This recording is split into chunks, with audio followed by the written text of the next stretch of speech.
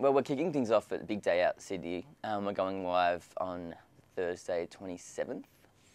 At the moment, we're planning to go to Gold Coast and just film some sort of packages to throw to in our live show, but we had a little bit of a brainstorm at Jane Gazzo's house, who's one of our other presenters. Pulled out some beanbags and a couple of beers and I just have notes everywhere about all these sort of segment ideas we can do and looking for themed shows and already planning stuff for when the final Harry Potter comes out.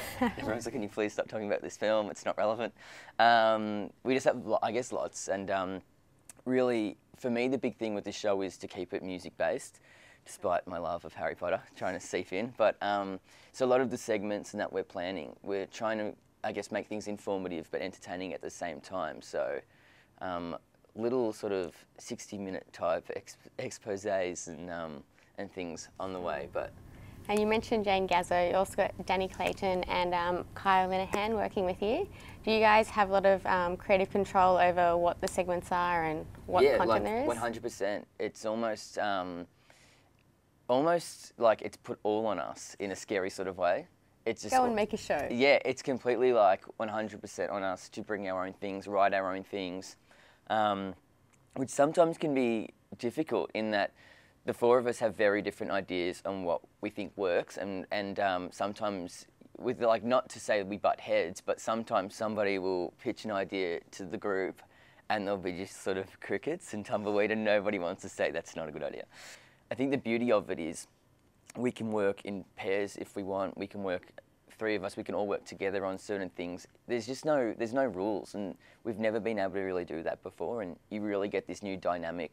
Definitely does look like you guys are having a lot of fun out there. So I mean, you said you want to keep it about the music, but you also do like pranks and run around town doing little skits and things. Yeah, I mean, we try and use, I guess, the music news and then use that as a bit of a springboard to then maybe do a skit. Like, there was groundbreaking news. It was all over the world that, you know, Justin Bieber had a haircut. So it's, rather than just report this fact, you know, although everybody did want to know this, we then use that, just have a bit of fun where I became a Bieber impersonator to try and get free stuff. So Danny took me around Broadway Shopping Centre, pretending that we were filming a special with Justin while...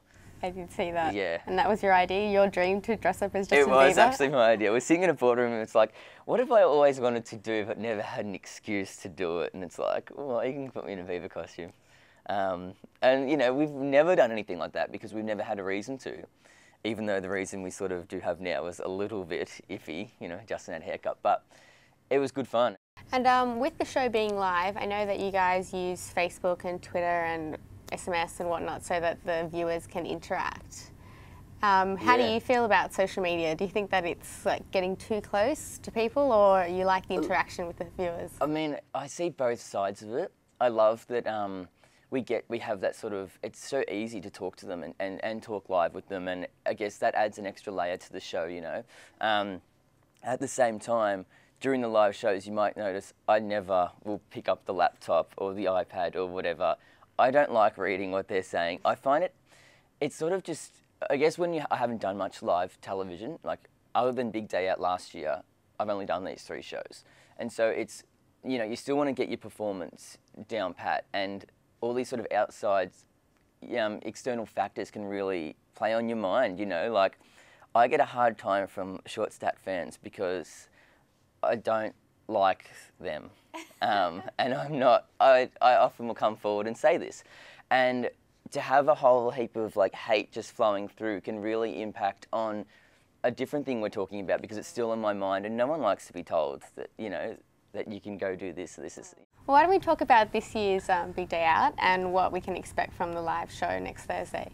Yeah, it's going to be, well, the first 10 minutes, or 5 minutes anyway, we can expect it to be pretty chaotic, because we'll do the Riff live from 4:30 to 5, but then as soon as 5 o'clock hits, it goes into our regular 4-hour live Big Day Out show. So everyone's sort of stressing at the moment what happens in between that Riff ending and the other show starting, where we have one ad break to get from one set to the other side of the festival to, you know, because the 4 of us will be on the one couch during the Riff, and then we all have different roles in the live show. So there's going to be a lot of running, you know, the golf buggies powering ahead, but the show's going to be really good. I think we're taking a bit of a different angle this year in that we're going to focus a lot on the boiler room and the green stage and the side stages. I think with the main stage, we've got bands, like Tool and Rammstein headlining. While they've got lots of fans, myself included, a lot of the kids, not necessarily our demographic, some of them are, but we will feature them. But there's these lots of sort of up-and-coming groups, people that are a little bit more exciting, that we're going to try and feature and really dig a bit deeper than just having focusing on the main stage. And we'll be featuring performances as well, which is really cool. Especially in the live show where we throw to a couple of songs, it gives us 15 minutes just to, 4 hours live, A bit of a rest Yeah. and prepare for the next one. Okay, well that all sounds really exciting. I'm looking forward to going to the big day out, and I'll pop my head in to have a look at the live show also. Cool. And thank you so much for coming to speak to us. No, thanks for having me. And good luck with everything from now on. Thanks, Zenith. Thank you. Thank you.